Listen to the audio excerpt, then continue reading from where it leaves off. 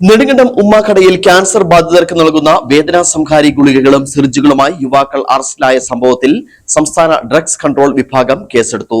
പച്ചടി പുത്തൻവീട്ടിൽ Francis, Nedumkandam സ്വദേശി ചിറക്കുന്നേൽ അൻസിൽ എന്നിവർക്കെതിരെയാണ് drugs and cosmetics act 1940 പ്രകാരം കേസെടുത്തത്.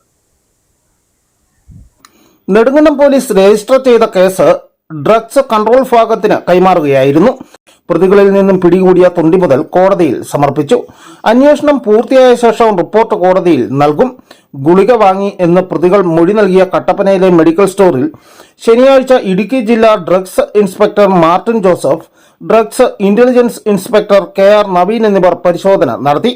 പ്രാഥമിക പരിശോധനയിൽ സ്റ്റോക്കുകളിൽ ക്രമക്കേട് കണ്ടെത്തിയതായാണ് വിവരം. വിശദമായ പരിശോധനയ്ക്ക് ശേഷം മെഡിക്കൽ സ്റ്റോർ ഉടമയ്ക്കെതിരെയും കേസെടുക്കും. News bureau, Udumbanchola.